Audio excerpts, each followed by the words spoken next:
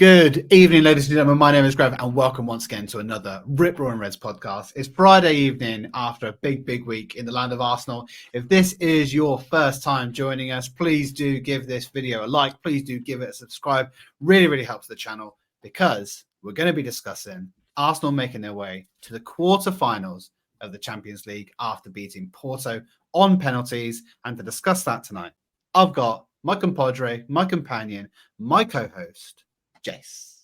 How are you doing? It's Friday. Champions League draws done. We're through.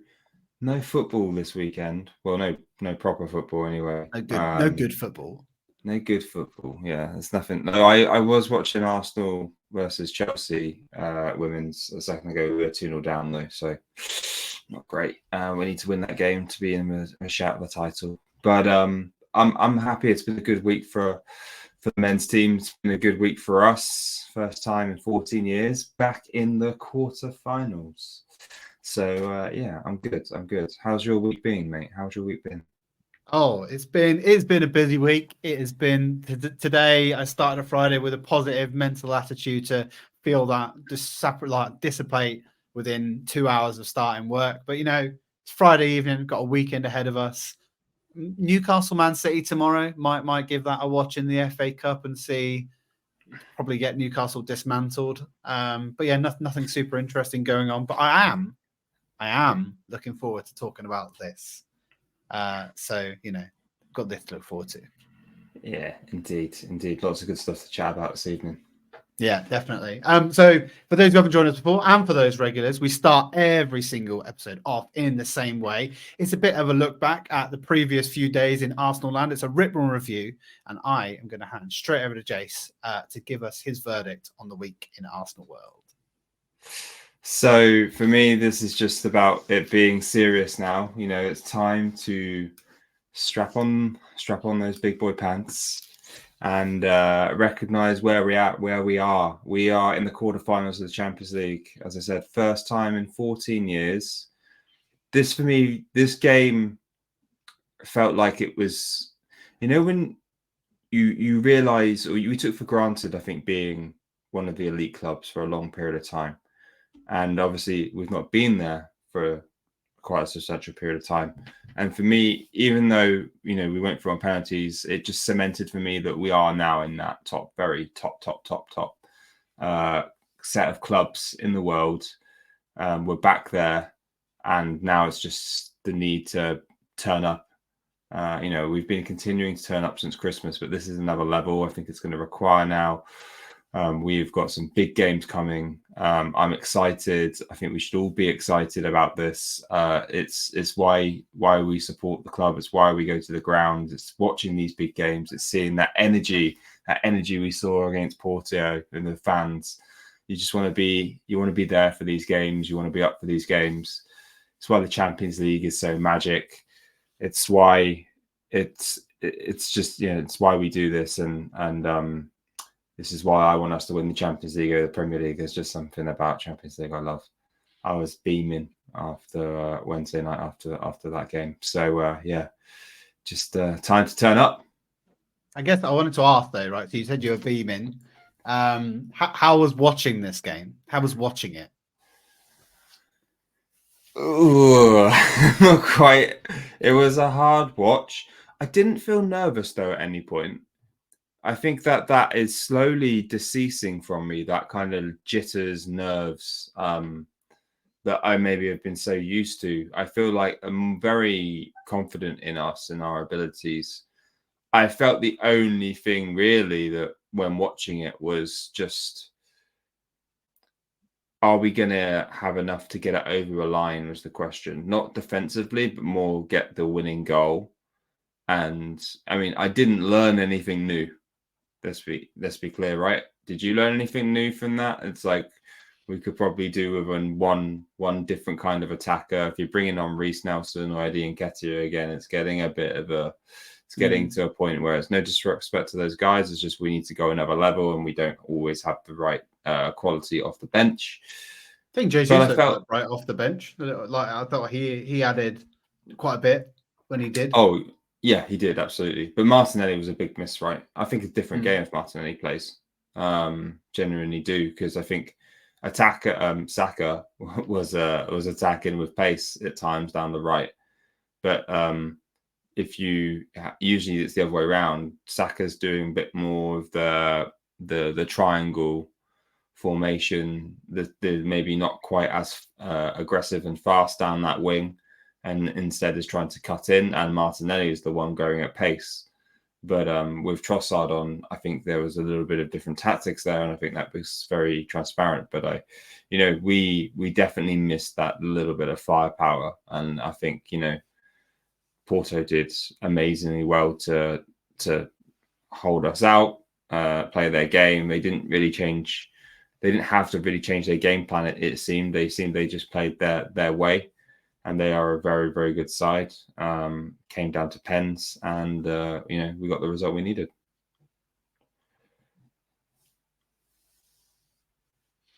Nice. I like it, Jace. I'm gonna riff off you a little bit, I guess, on my review. Got 2 points to make. The first point, and we've talked about it on previous pods a little bit. I think you called it PTSD. I called it scar tissue. And it was, we've been hurt. Me and you have been to the ground and seen us be hurt. And we're going to talk about the draw later on. But we were there against Bayern when we got absolutely rinsed. We've been there against Dortmund's. We've been there against Barcelona's, and we've been hurt. But this team is not that team. This is not Francis Coquelin. This is not Schillaci. This is not Rob Holding. This is a team of big mentality elite players. This is a team of winners. You've got Gabriel Jesus, you've got Zinchenko. They've won titles with Man City. You've got elite mentalities in Declan Rice, and he just come off the back of winning the conference with West Ham. You've got keeper that is resolute and absolutely robotic in his ability to be calm, collected. We're going to talk about him in a minute. And I feel we've got the best centre-back partnership in the top European leagues right now in Gabriel and Saliba. Like you say, I wasn't worried either. That, of course, nerves settle in at that point in the match when you're 1-0, because it's a slender lead that turns on a sixpence, right? And that game could really transform with one goal. And it ultimately didn't. But just to say that this isn't the same team that's hurt us before. This is a new set of players, some of which are coming into this as infants, as babies in some cases in football terms. But this is not the same team that's hurt us before. And that's really, really good. The second point I want to make, we're just fucking good. We're fucking good. Like, whether it's 90 minutes, 120 minutes, penalties, we made it through. We're one of the top 8 clubs in Europe right now. We're courageous, we're driven, we've got the best youth project in the world right now. Everyone should be queuing up to be part of this team, because I truly believe that Arteta is an incredibly astute coach. He is able to transform players. If I look at what he has done to Kai Havertz, if I look what he's done to Tomiyasu, if I look what he's done to Bukayo Saka, we were talking on this pod probably like 6 months ago. What is happening with Bukayo Saka? Why has he not got any output? And look, absolutely flying now. It's absolutely incredible. And, Arsenal have won all of their Premier League games in 2024. We scored 33 goals. We conceded 4. They beat an excellent Liverpool side. They beat Brentford to go top of the league. We just beat Porto to go into the quarterfinals, albeit on penalty since 2010, like you said, which is brilliant. And I just, some of it, like I said, we've been here for some shit times, me and you, right? Now we can enjoy it a little bit. And one thing I do want to say, I just want our rivals to pipe down. Like, they absolutely hate us, and I'm here for it. Like, I want it so bad. I want to win this. I want to win both of them so bad, just to fucking lord it over people, because we are good. And even if it's not now, this project's going places, and it's dead exciting. Yeah, I mean, it took Liverpool time, and we're still going to grow. Like, our squad's so young, it's still going to grow. Some of our players aren't even peaking yet, and I couldn't believe this when I was looking at it. Like Odegaard, he's 25. Declan Rice, I think, is 25 or 24. Like, they are not even peaking. Saka's 22. So yeah, it's I mean, the future is bright here. But I mean, you mentioned that PTSD. That we'll go into detail about the draw in a bit. But did you, when the draw came out this morning, Bayern Munich, how were you feeling? How was that? Was that PTSD kicking in at any point then? Oh yeah, of course. Like maybe not PTSD, but just like I said, we were there. We've been there. We've watched us get absolutely embarrassed by Bayern Munich in particular. I think we've been to quite a few Bayern Munich games at the Emirates to see us never get a result, I don't think. Or at least I think on occasions I've even put a bet on where we're kind of a 3-goal deficit. And I always put us to get enough back to not make the result and not get through. And we usually get somewhere close to it. But that 8-2 really does stick in my mind as a pretty bad result. But part of me feels that is the thing that we need to G us up and get us ready for this, because this team will not want to. And there's elements to this game as well with like Harry Kane, for example, Eric Dyer, for example, that are going to play into it as well. There's an element of Spursiness that we need to, get in. Let's not spoil it all for later, though, Jason. I feel your worry coming through the camera, if I'm honest. I don't know. Let's talk about that a little bit later on. All right. We're going to get into our first topic. And it's like, where else are you going to start, right? I think that I'm going to have to start because we talked on the last pod about Aaron Ramsdale and the relief that maybe he felt by saving those goals but giving away that mistake. So let's talk about the man of the moment, man of the match in this game, David Raya, who truly announced himself on the Arsenal stage in this game, in my opinion. And it's easy to go for the penalties, and you can easily go for the penalties if you want, Jace. But just talk to me about David Raya. Is that debate now over? Full stop, done and dusted. I thought we decided this in the last podcast that it was over. To be honest, Delivered. Yeah, I mean, he's just a really good performance from him, right? Yeah, I'm going to screw it. I'm going to talk about the penalties because there was this thing going on with the commentators on TNT Sports, if anyone was watching through TNT, and it was like, would you, right at this moment, sub Raya for Ramsdale? Because Ramsdale's good at penalties. Do we know if Raya's good at penalties? Yeah, he's fine at penalties. Don't worry about that. He's got that. He's got that covered. He saved 2. I think one of them maybe was a bit easier to save. Or maybe I would say got lucky. And that actually, this just made me think, I was thinking about this. That first one where it bounced, I think he got a touch, it bounced off the post, hit him again, and it could have in theory, it could have gone in. But would that count? Would that count as a goal? It would. Yeah. Okay, that's interesting. Only because, like, if say you hit the bar in a penalty shootout and the ball came back into play, you can't smash it in again. If that makes sense as a strike, it doesn't count. So if it bounces, I think it's obviously if it's of the opposition, then it counts. It's like off the post, off the keeper. Okay, interesting. Or it's called back. Like some of our luck might have gone our way in that sense, right? Because you look back last season when we beat Villa and we're all laughing about that one. Martin, yeah. No, he was overall great performance. He was very composure was the thing that kind of stood out to me a little bit last night as well. I think he's grown. It's taken him time to grow and adapt to that squad. And in his first half of the season, I would say he was quite easily flustered. He was quite easily, you could see the nerves a little bit. And now I think that he's grown into the role. He's grown into the position. He's got used to the players that he's playing with, especially the 2 centre backs. And it was just a great, outstanding performance from him. He's doing exceptionally well at catching crosses, and at the point that we catch the crosses, the strikers and the wingers know to go. As soon as they see a ball coming in, if they think he's catching it, they're gone already. And that's what's enabling so many of those quick distributions that we're seeing from him and long balls, which is, I think it's got us 1 or 2 goals and created many more other attacks. So that he's helping to change the whole way we play. I believe he's been incredibly important to driving our increase in goals this half of the season as well. So yeah, just really good performance. It's coming on strong and earning his place. I think for me, I mean, I agree with everything you said. Calm, collected. But the shot stopping element was something we've talked about for a while now, as maybe he needed that singular moment where he could cement himself as a shot stopper. We know his distribution's good. We know he's good with his feet. We know he can come out of the box and collect the ball. Like there was one, I think you just said it there, like the one that he came up from the corner and just collected. Like we've seen Ramsdale make like meals of those type of crosses. And to have that reassurance is fantastic. I think one thing that people kind of forget, I suppose, with David Raya is he didn't ask for this, right? He got pushed into this because Arteta believed he was the right one for the job, for those marginal gains like I've talked about previously. And everyone talks probably about how Ramsdale's feeling about being ostracized, about being shut out.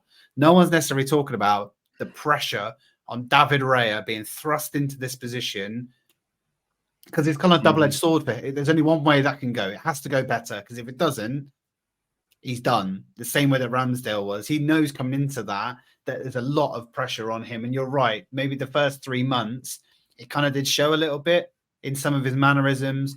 The one thing I would say, we as fans, we really enjoy Ramsdale for the type of nuisance and shithousery that sometimes he's brought to the game. But sometimes that stuff can be nonsensical as well. Like Raya has been a consummate professional through all of this. He has rarely ever kind of looked to the crowd to G up the crowd, to get the crowd behind him. He's stood on his job and been a professional throughout and just done what he's needed to do. And I felt for the first time in this game was the first time I truly saw him quite emotive, quite connected with the crowd and trying to bring them into the game with him. And for me, that felt like he's now come to accept that I am the number one. This is my club. I'm going to be here. I am the keeper. And I think for me, that's the turning point for me that's truly made it and cemented it for me. And just really I'm really happy. I know that this debate has roared on for a long time. And even me and you have had debates with people that we're friends with about whether it's the right or wrong thing to do. And did Arteta handle it correctly, etc. We know now it's the right decision.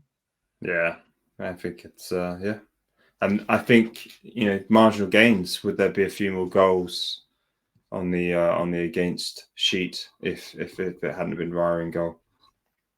Yeah, I mean it's funny. Not in this game, but just lead form. Yeah, generally, I suppose you're right. But like you talk about PTSD, like when there was a time here that Petr Cech was in goal for us, and he cannot save a penalty for his life. Cannot save it. I don't think he saved one for us in the time he was with us. And to be honest, we've never been truly that good. Even Almunia, Fabianski, Szczesny, none of them have been particularly good penalty stoppers.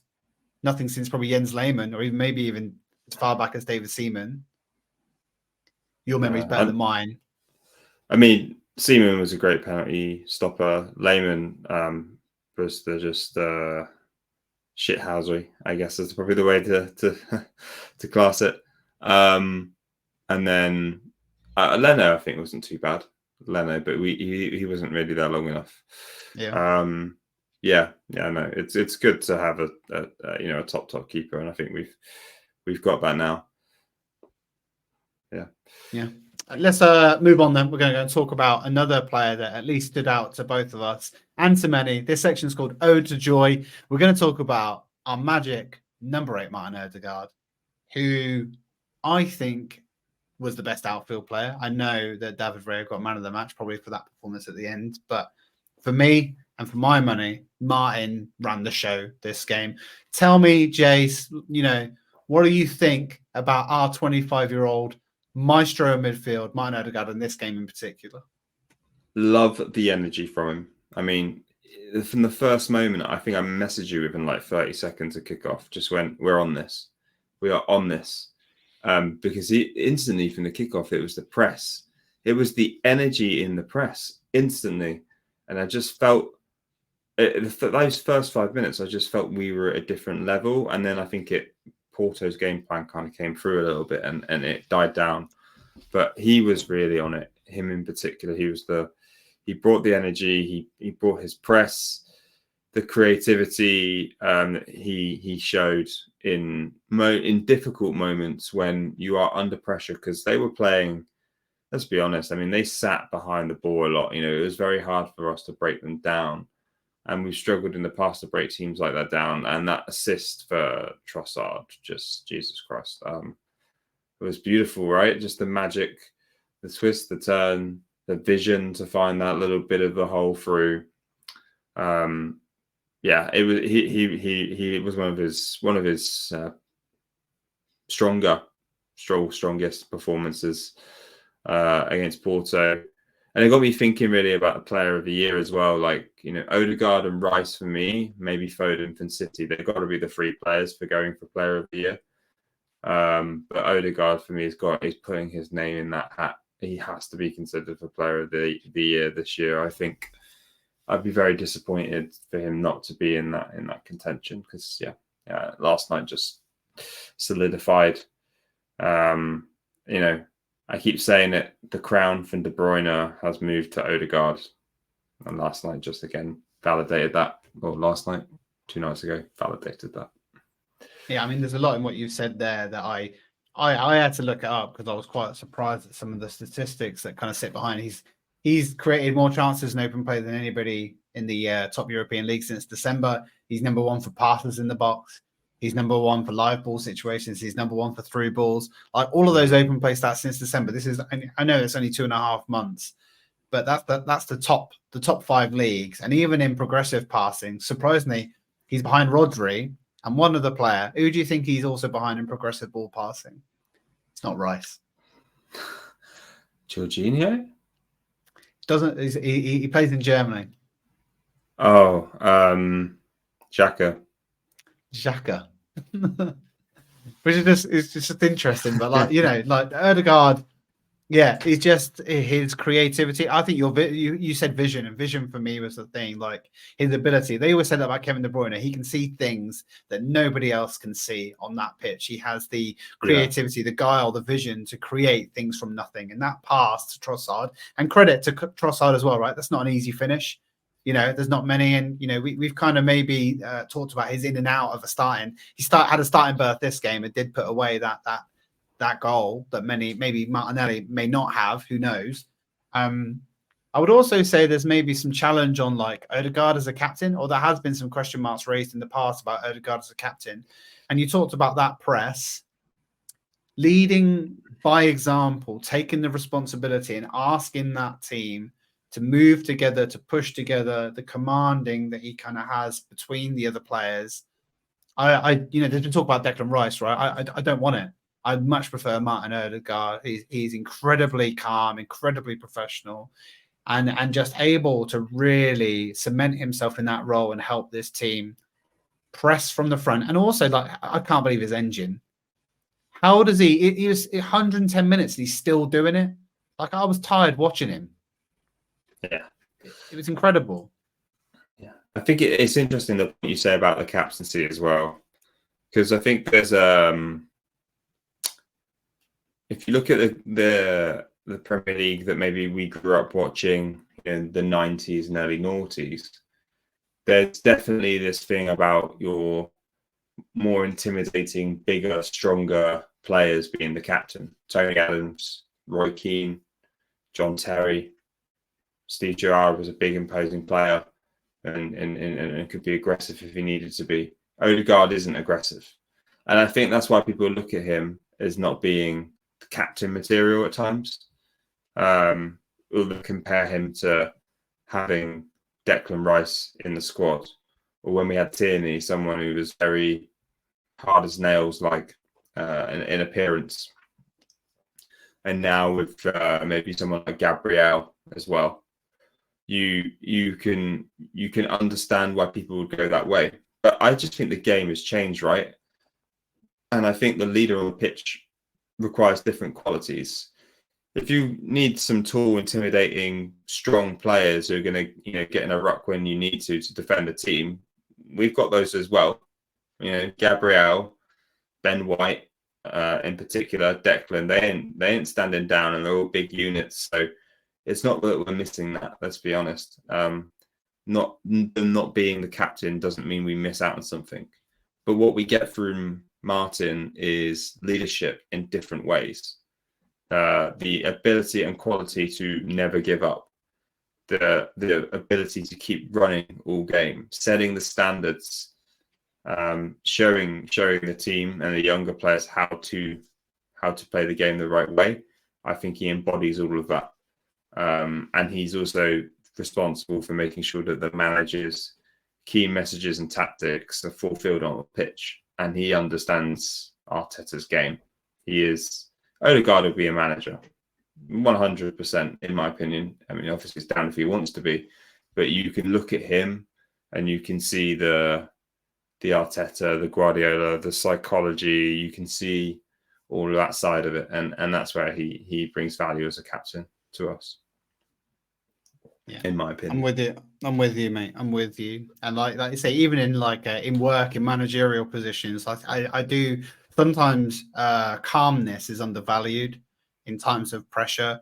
You know, when the pressure's on, sometimes managers and captains and people in leadership positions can panic, and that can really osmosis into other people around them. And you know, Martin has this ability to calm it all down, you know, not have to rush into things, because there could be an element during this game that we could have tried to force the goal in this situation. But I think we knew, and Porto wanted to take it to penalties, in my opinion.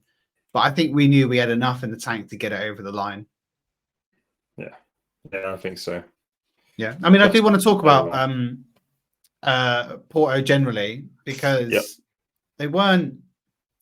I think a lot of us underestimated Porto as fans, and maybe we don't either know enough about the Portuguese league, or maybe we just as opposition we kind of just generally underestimated them. But this is Porto aren't a pushover. They won the Champions League, so and we certainly have them. Is there anything that you feel about how they tactically set up this game and approach this game that you felt we found difficult, or you felt that they excelled at? Yeah, we struggled with their high press. We weren't expecting that. That caused us a lot of problems. We gave away the ball quite a few times in their high press. That was, just something that we kind of struggled with. The other thing they handled really well, from my perspective, was our corners. Yeah, I don't think I've seen a team this season handle our corners as effectively as they have. Two particular players just want to call out their left back, Vendel. I don't know how you say it. But, yeah, that's right. I wouldn't be surprised to see him in the Premier League, because he's strong, imposing, quick. I think Saka had to beat him with him once, but I think overall he kind of gave him a bit of run for his money. And he kept him quiet most of the night. And then also Francisco Conceição. I think he's the manager's son, but of Porto. But I take him as a backup for Saka. He's definitely an upgrade on having Reece on the bench. He looked promising. I think he might have been the player.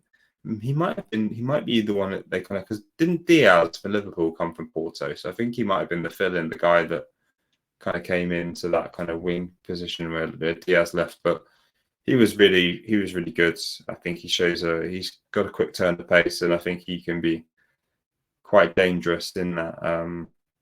More reminds me of, I guess, the Jota, Ruben Neves, Neto, not Ruben Neves, but that kind of class of player we're seeing come out of Portugal from an attacking perspective. They've produced a wealth of talent in that way, and I think he probably would fit quite nicely into our attack. There's a couple of players there.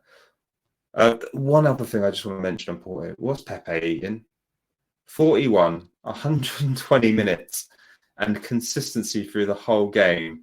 He's showing an element of pace when he needed to, a quick burst. Jesus, what's he eating at 41? I just want to know. I'm intrigued. I want his routine. I need to know what he does every day for fitness. It's ridiculous. Yeah, I mean, both Pepes for me, even the other Pepe in midfield, was also really good at dragging the ball forward, really good at breaking up the play.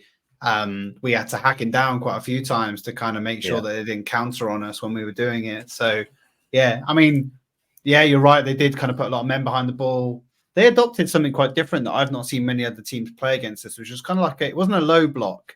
It was like a mid block. It was kind of really narrow, really compact in the middle of the pitch, and we certainly found it difficult out of possession to kind of hit them. And like you say, even their press, like other teams might look at us and kind of go, that's the way to get at us.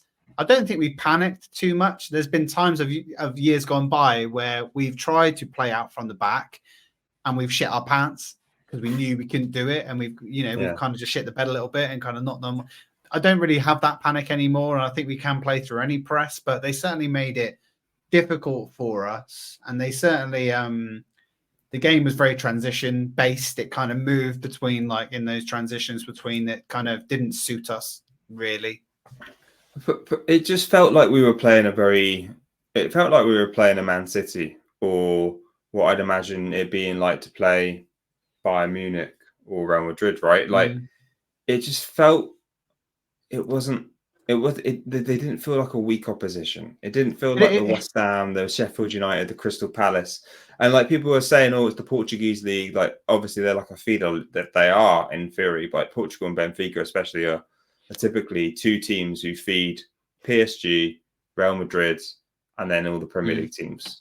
But they get good talent, and I think I think they'd stand their own in the Premier League if they were there. Like if you look at Wolves are a perfect example, right? When they did bring in all that talent in from Portugal and they were good for a period of time. That's basically what Porto's model from what Wolves were doing is pretty similar, and they're a good side. They're a really good side, and they could quite easily have been in that quarterfinal, and I think they'd have put up a good performance. So, yeah, I mean, I'm quite happy with how we handled that game. To be honest. I mean, I agree with you. It did feel similar to a lot of those types of that. It's not quite as polished. And I would say that their game plan that they adopted at home, they tried it again here.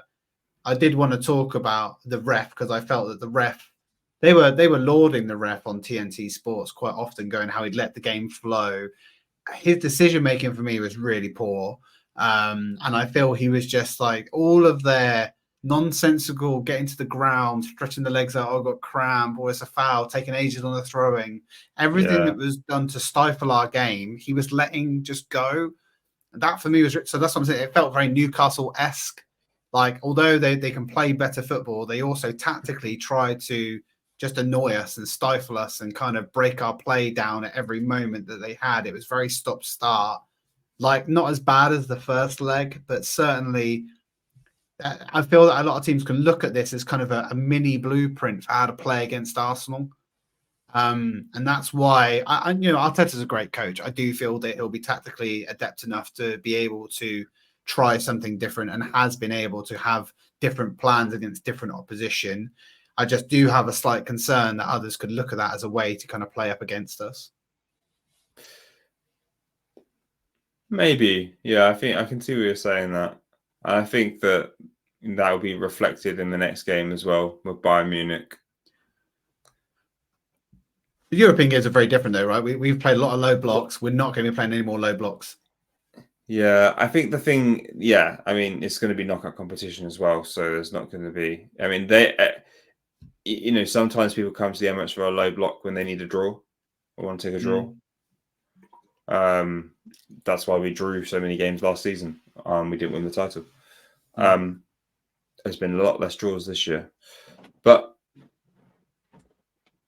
in the Champions League, you're not going to get that same kind because if you're in it, you're in it to win it, and that means that you can't play that kind of football anymore. It's going to be end to end stuff, and it's going to rely on a very strong defense from us. The only thing I was thinking when you're putting the ref, I also kind of align with what your thoughts, which is the ref wasn't as good as the commentators were saying. I don't think he was bad at either, and I think that for us as Arsenal fans, we're probably used to very direct Premier League refs, and I think in Europe you've just got a different type of refereeing, and we're probably just not used to it. This guy. I think there is a part of that. Yeah, there is a part of that because I do feel that it played into Porto's hands, and maybe, like you say, it's the type of referee that they're used to, and thus they know how to play around it. Whereas it just felt different for us. Yeah. All right, let me I want to go on to positives, some big penalty positives. There were 4 penalties to choose from, Jace. Which one of them do you want to go to? Which one is your favorite out of the 4 penalties that we scored? Bakayos, hands down. Simple. Why? I reckon I know why, but go on, give it to me. It's just the way he took it. It was unstoppable as a penalty. Nice in the corner, good power, nice precision. Couldn't beat it. Lovely penalty. Aggressiveness, assertiveness on it. He is our best penalty taker. Now I know why he stepped up to England all those years ago. I was just a learning curve. As much as I wanted to see England win the Euros, I'm so glad that he missed that because he's been so much better ever since for us. And if we reap the benefits, it's great. Yeah, agree. I would have probably gone for the England reason. It's so good to see Bukayo score and not have that like monkey on his back anymore. Not that I felt it was there anyway, but there's always got to be a bit of creeping doubt for him as a hark back to that moment personally. In big games, yeah, definitely. Because there's hardly any moments in his career that will be bigger than that at the moment, but at least. Yeah, I think so. What's your pen? Go on then. You got to choose a pen. Oh, you took Saka. No, I was going to go for Havertz. Oh yeah, because, like all the penalties were pretty unstoppable to a point. A lot of ice in those veins, a lot of real big confidence stepping up to those penalties. And I used to really have, I think it's the Jorginho little hop that he does before he does his penalties. I used to fucking hate it. I used to absolutely hate it because it's like he is an unstoppable penalty taker. I don't think he's ever missed. I literally can't remember. But like that little kind of like little stutter run, it's just really like when they come off and they go in and they're unstoppable, it's brilliant. And particularly when it's your club, when someone else does it and they score it, you hate it. Or when someone does it and then they miss, you're like, yeah, you deserve it. Stop acting like a knob and just take a normal penalty. But it's just great when they go in. So I'm going to say I love it now until he misses. But I thought, for me, it was just nice. It's nice to see. Watch out for penalties in the next round. Grev screaming at the telly. Yeah, if it misses, I'm not going to be enjoying it at all. I mean, there was one element of the penalties that that was we won the coin toss. We got to take the penalties at the North Bank against our home crowd. Mm-hmm. I don't know if you saw this. There was a wonderful video of the final penalty of this like boo when Porto was stepping up, and then this like brief half a second moment where the crowd inhale when the penalty is being taken of silence. Yeah, and then it misses, and then Raya saves it, and the crowd just go absolutely ballistic. I want to talk about the Emirates Energy because this over the last few weeks in particular, there's been a big difference. Not only just in the actual crowd, but Arteta has been banging on about it in the news conference on the socials. He's been asking for us to bring our energy. The actual email that I had from Arsenal was like, bring the noise. Like there's a big push from the club at this moment in time to try and bring back some of that energy that we had last season. Could you feel it through the television, Jace? Yeah, I could. And I think it's, again, I think this is, I mean, obviously it's needed. Obviously, we wanted it. Obviously, we felt it wasn't there in the first half of the season. We felt some things had changed. Again, I think this is, it's all in the game plan, Grev. It's all in the game plan. Like we talked about Arteta in the game plan the first half of the year. No redlining, no exhausting the players, saving him a tank for the second half of the year. And I feel like it's the same with the fan base. Now, you didn't hear them in the first half of the year as much talking about us bringing the noise and getting behind the team. Because last season, it was the whole season they were asking us to get behind the team because we kind of started with this electric atmosphere and they wanted us to keep that momentum. But our momentum faded, the team's momentum faded.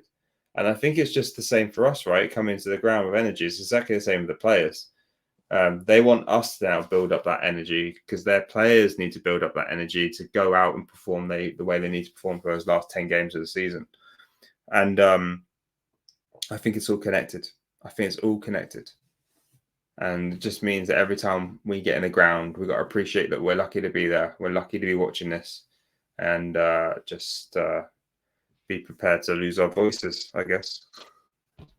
You've made me annoyed now, Jace, because obviously we've gone into the ballot a few times recently, didn't get Luton tickets. I don't think we're going to get Villa tickets. It's been a bit of bad run of luck on the ballot front, which is disappointing as it comes towards the close of the season. But like you say, it does make you somewhat appreciate being in the crowd, being in those moments, getting to be part of it as much as we can.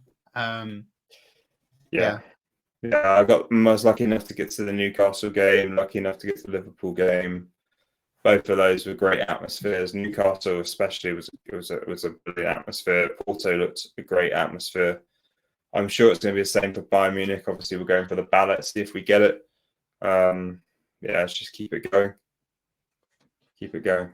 Yeah, I mean, this is like there's been a lot of talk about ballots, about Ashburton Army getting their thing cut, but big shout out to the crowd and the fan groups, because we had tifos, we had scarves, we had singing, we had everything going on in this game. Big credit goes out. I've made a lot of noise on this podcast about maybe the lack of atmosphere, sitting in areas and seeing people on their phones, seeing people not taking part, and it feels the energy is exuding through the screen. And big credit to the club for also trying to lean into some of those things even before the game. I think they've done a few different hype videos. They've got even some grime artists and rappers and stuff getting into some of the videos in the background. It's just been really nice to see, really engaging. And I was pumped. I was hyped for this game. I was doing everything to try and get a ticket. And I've never been refreshing that ticket exchange as much as I have over the last few fixtures. And I'll continue to keep doing it because I'm just buzzing right now. I just want to be part of it. Yeah, no, I feel you. So I feel the same. Yeah.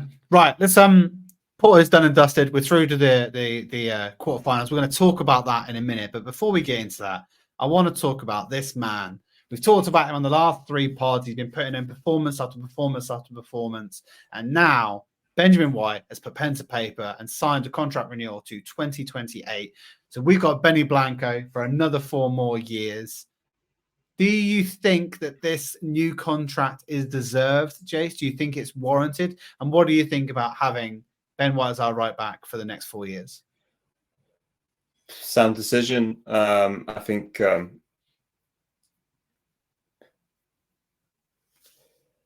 look, we brought in Timber at the beginning of the year, and I think a lot of us thought, is he going to go in at right back? Is he Ben White's upgrade? Now, obviously, he's had injuries and he's not had a chance to prove himself. Then he actually ended up starting in the left back position. But Ben has, I think, just got rid of all of those thoughts from anyone's head. He's been consistent all year. I'm going to say it. You're going to have rival fans completely disagree because I don't think rival fans rate Ben White at all. Best right back in the league this year. Would you disagree? Best right back in the league? No, I think he's because he definitely he's played every game. He's so consistent. He delivers. I think more recently, even he's added a lot more assists and goal threat to his game, which has maybe been missing somewhat. So yeah, I'm with you. I'm on board. Yeah. So best right back in the league. Prime age, I think he's only 26. So he's got another 4. We've got another 4-year contract. We're going to have his best years. He's committed to us. He's not playing for England, which is just, for me, another positive. If I could say to all of our players, don't play for England, I would. I don't want us going to tournament after tournament. Than one playing ridiculous amounts of minutes, especially Saka and Rice, only to come home from the semis or the final disappointed because they've not won, because England can never get it over a line, and having that then impact the start of the following season for England. having the risk of them being injured and stupid international friendlies, and in these stupid European, I don't know what they call. What do they call the third European tournament now? Nations Yeah, League. the Nations League. This is all rubbish. It's just because UEFA want to make money and they need to show something on telly. Look, I'm all for Benny Blanco. I think it's a perfect setup for him. It's a perfect setup for us. He's been rewarded for some superb performances this season. My rant about England's now over. Done. I wonder if he'll come back into the England fold once Southgate is gone. I wonder if there's something there. I know that I read the article about, I think he had a falling out with Steve Holland, and there's been a lot of talk about does he miss home? Did he miss his family? Did he have a bust up? I saw there's a clip of him having a bit of a, when we beat Man City and he had a bit of a rile up with Foden after that game. There's been talk of obviously some rifts in the England camp, which could be possible. To be honest, it's really just weird to me that Ben White just doesn't seem bothered, but I know he's known by his other teammates as a bit of a prankster, as a bit of a wind-up merchant. We've seen him on the pitch be a bit of a shit house in terms of just, you've seen him throw corners recently. Like he is an absolute nuisance in the box, and he does actually get away with quite a few like things that you think they might pick up on and maybe give him a yellow or blow the other way. And so maybe there's an element of that. He's actually being pulled for it though, didn't we? Wasn't there a goal that didn't count because he had a tug of a shirt or blocked off the keeper a few months back? But he's become a bit more. Well, he does, but he's got a bit more dark arts to it now, which is good. And he's able to kind of mask it. And like you say, I think he's added elements to his game now that have made him a much better and all-round right back. I really do hope, we've seen a lot recently, at least in a short term, where people get new contracts and they kind of just rest on their laurels a little bit. And maybe there's just an element of just those first 3 months. We saw it a little bit with Bukayo Saka, back up again now, obviously. Although this performance of this game by Bukayo Saka wasn't great, by the way. We never really got onto it, but I thought I'd mention it. Yeah, I mean, Ben White deserves it. I think he is going to be here to stay.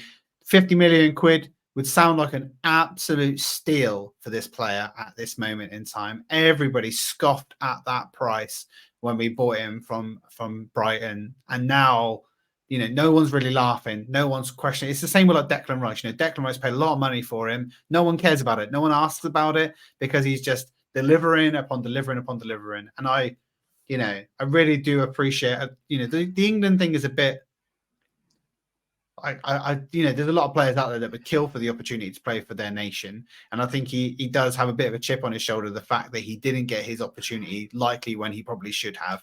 This is the same that could be said for many of our centre-backs. There's many centre-backs that play in the Premier League right now that be going, why the hell is Harry Maguire still the starting centre-back? And this is why I think, like I say, Ben White might come back into the fold once Gareth Southgate loses the Euros and dumps back out again to whatever managerial position he goes into. You think he goes if he doesn't win the Euros and England brings someone else in? He's gonna, I would have thought he would have left by now already. Like, why? He didn't win the World Cup. He didn't win the Euros. And both of those were prime opportunities for him. Like, I know England always talks about golden generations. You know what I mean? When we had Beckham, when we had Shearers, we've had loads of golden generations. But you said it about 2 or 3 podcasts ago. You look at our midfield, you look at our strikers. How are we not winning? Harry Kane is an absolute monster of a striker. Declan Rice is an absolute monster of a midfielder. At the back, granted, like Pickford, Maguire, there are question marks, but there are other players that, Ramsdale could have been picked before him. There's other players that deserve to be starting. I would play, like, if I was the England manager, I know we're going slightly off topic here, but I think it's something I just want to, say, I'd play Trent or James. Well, James obviously is hardly ever fit, but Trent at right back, Trippier at right back. You've got ample right back riches are ridiculous. And then I'd put Kyle Walker and Ben White as centre back, Ramsdale in goal, and then I'd play Bellingham and Foden and Rice in the midfield, and then you'd have Rashford, Kane, and Saka up front or something. that's a hard team to play against, and the talent going forwards in abundance, right? So this is So what you say. Like Southgate doesn't play interesting football. He does not play or set up his teams in such a way that makes us. He sets up. We're boring. We're boring. It's boring watching England. I'm so disappointed in how this all turned out. Like, do you remember Russia World Cup when we were playing amazing football and we got to the semis? Waistcoat. Somehow, Waistcoat. Yeah, it was the waistcoat, wasn't it? But at that point, when you're not excited, because he was so good as a manager back then. He was presenting himself in a way which we were all proud of. Because I recognized him as a kind of leader I'd look at in a court, right? Human first, and all these different things. Mm-hmm. And the way that we were playing football as well, like, he'd been studying the game, he'd been studying Guardiola, he'd been studying the top managers, and he was trying to implement these kind of similar things that they were experiencing at club level, and it felt like it was working, and we had such a good World Cup. I mean, let's be honest, it should never have been Croatia in the final. It should have been us.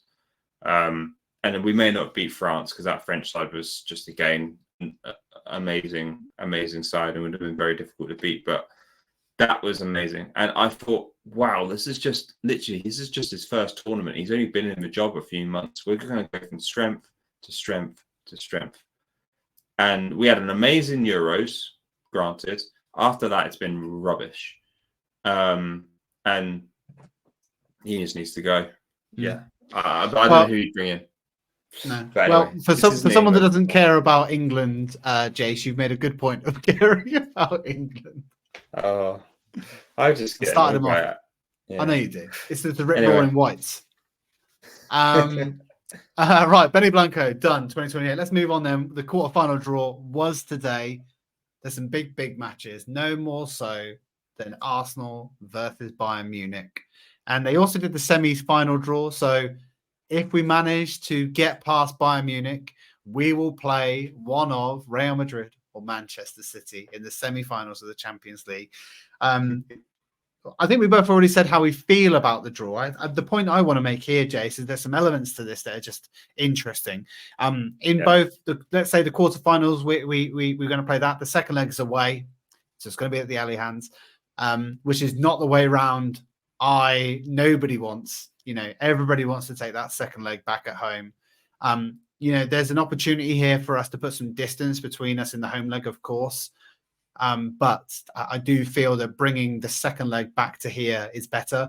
And the problem is that if we do make it through that, we've got to do it all over again in the second, in the semi-final, because it's the same again. We'll be away from home in the second leg of that semi-final, which is difficult. And I think the only other thing I was going to add to this, we don't play again now till March 31st. Arteta has given the players a week off, for those that are not on international duty, which is probably well-deserved because some of them were running on fumes. April is going to have, there's a potential 15 more games remaining for the rest of this season. Got the 10 league games and a potential 5 in the Champions League. And we've literally got about 7 weeks. There's going to be about 2 games a week for a long time coming up. And some of these, let's say we make it to the semi-final, there's a chance that those games are sandwiched between Man United and Spurs, which is just absolutely bonkers. Absolutely bonkers. But I'm getting ahead of myself, obviously. But, it's, if I've said this before, if to win, you got to beat the big boys. That's a given. You're not going to get an easy run in this competition. So no one looking around going, it would have been nice to have Olympiacos, or it would have been nice to maybe have Dortmund. I mean, you got to beat the big ones. Doesn't really matter how you carve it up. No one's getting an easy run. And so if we've got to do it, we've got to do it. We're at the hard end of the draw now. I mean, the only teams maybe looking at the draw I fancied playing were playing each other, which is Dortmund and Atletico. Apart from that, Barcelona, PSG, Bayern Munich, Real Madrid, Man City. I mean, these are I count us in that group as well. Those are the 6 best clubs in the world, and I'd probably say we're based on form. Well, obviously, if I say 6 best, Leverkusen are up there at the moment as well, but and not represented in this. But out of all those teams left in the tournament, based on form and league form, it's City, Arsenal, and Real Madrid, right? And the rest are playing catch up. So, look, I messaged you again earlier. I messaged you and our other friend Spence that if we win those 2 games, finals are $1, right? Because the hard games are City, Real Madrid, Bayern Munich. If you can beat those guys, then you can beat anyone in the final. How I'm feeling about the draw? A little bit PTSD. I don't know. For me, I just wanted something different. I think all Arsenal fans wanted something different. It's just like the draw came in. It's like, Bayern again. Like, we're a different squad. They're a different squad. We're in a different place. You know, it was a long time ago we were playing them. You know, not one player. Maybe El Neni is left over from a squad that played Bayern Munich. Maybe, I can't remember. But apart from that, there's nothing that joins these 2 squads together. So all of that stuff in the past can be chucked out the window. It's just the fact that we got to go play big teams and win games now. That's it. Simple as play your game. Come out with the same intensity. Come out with the same energy. We're going to have to go hard in the first games always. And I actually think it's harder for the home team if they're losing, if they're under pressure and losing in the second leg at home, because the fans get on their back. So yeah, I think if it's not the worst draw, I don't mind playing away last.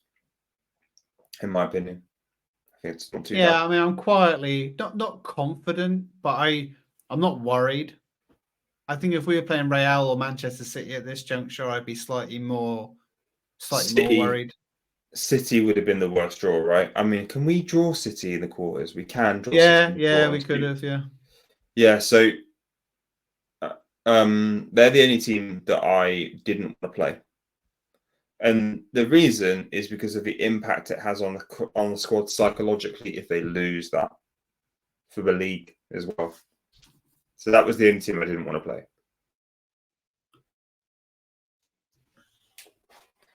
Yeah, I mean, I'm just looking back now. El Neni wasn't a player when we played him. We lost 5-1 at home because Shelny got sent off. We're playing Mustafi at centre back. Got David Ospina, who's about 5'2" in goal. Like I said to you already, this is not. Yeah, we had Walcott up front. We had Oxlade-Chamberlain on the wing. This team that we've got right now, they haven't hurt us yet, and they're a different breed, a different team, a different mentality, a different coach. All of those things point me in the direction that I feel that, you know, we're resolute in our ambition. We're really set up in a great way. We're really adept at changing the way we play. We really have evolved. And like, even if it's, I'm not happy, right? But if we go out and we don't embarrass ourselves, if we do a good job and we go out and we played well, I won't be happy, but I'll be satisfied as an element of growth. This is like our first season back at this elite competition. And I you know, to win it would be incredible, but very unlikely. Let's be honest. I know you've believed, Jace, and it's been your ambition all season to get it. But in realistic terms, get into the quarters or get into the semis would probably be. I know I'm jinxing it now, right? I'm trying to reverse psychology at Jace. Stay with me. We're gonna win the Champions League, mate. We're gonna win the Champions League. I'm just saying. But you know, I'm just genuinely, I am like, I'd be satisfied if we perform well and still don't quite make it, because, you know, we're back in this competition. We're definitely going to be in it next year. I always said there's a line from Batman Begins that I like to call back to.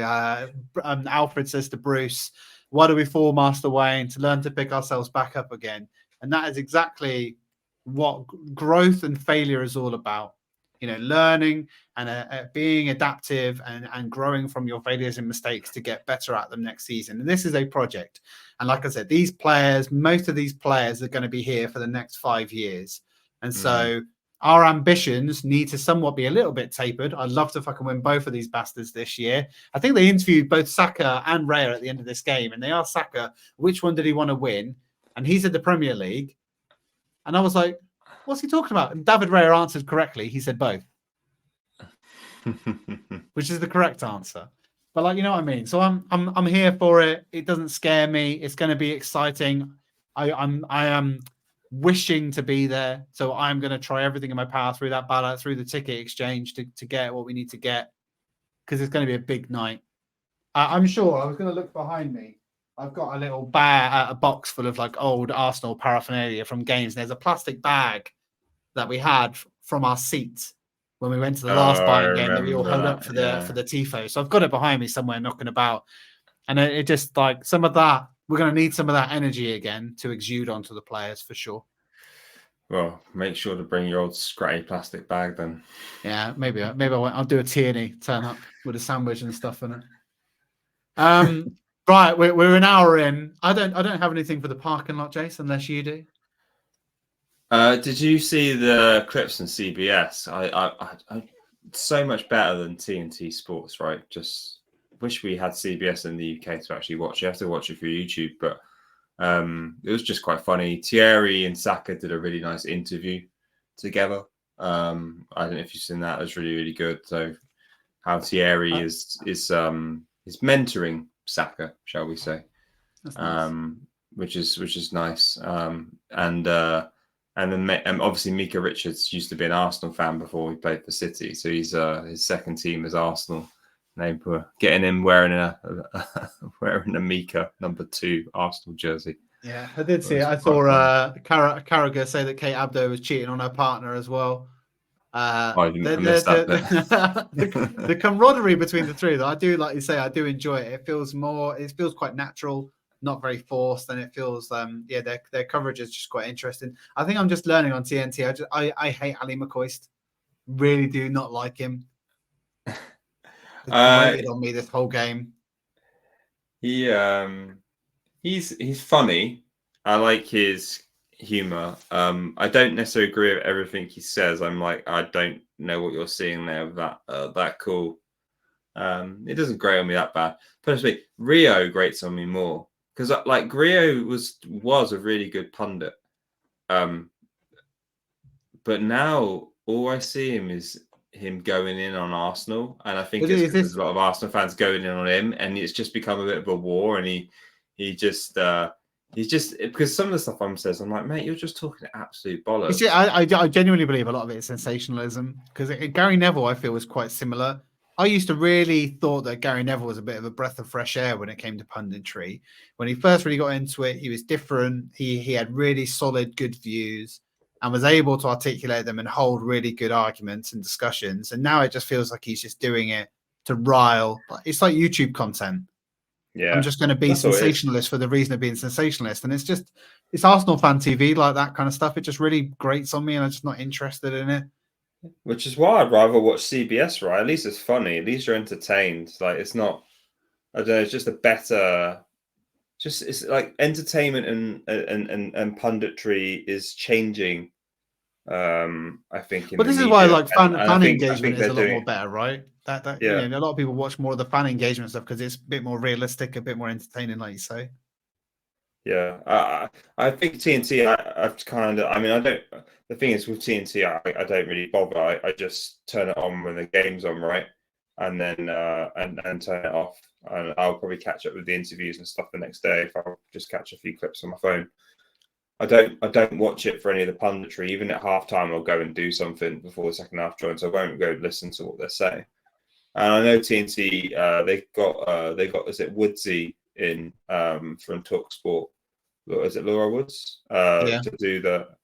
And I think that was like their major sign-in to try and compete with like the CBS style. Because I think there was a bit of an awkwardness between the two at the Champions League final last year, wasn't there? I think Rio and Jamie Carragher, especially, not shaking hands or something, and just there's a bit of rivalry between those two setups for the Champions League, and so I think TNT are trying to compete, but it's just not got the vibe, not got the connection. They haven't got the same, clearly not got the same level of director kind of orchestrating everything. And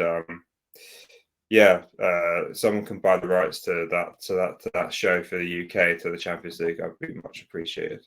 Right, Rip Roaring Reds coverage coming soon, Jace. Don't worry about it. Yeah. Okay. Cool. Yeah.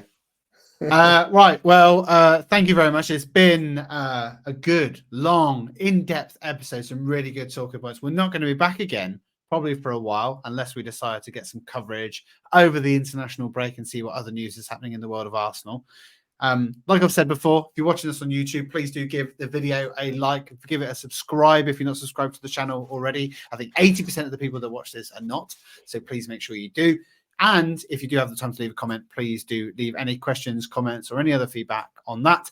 Jace, podcast providers of choice all over the world. What do we want our audience to do there? 5-star review, subscribe, make sure you subscribe, and then it'll be in your favorited or latest podcasts whenever we release an episode. And yeah, if you want to leave us a review, leave us a review. Thank you very much. Right, we will see you again in a couple of weeks' time. Manchester City away, a big title decider. It's going to be massive, and we're going to be here for it. Thank you very much from the Rip Roaring Reds. Cheers, guys. Come on, you Red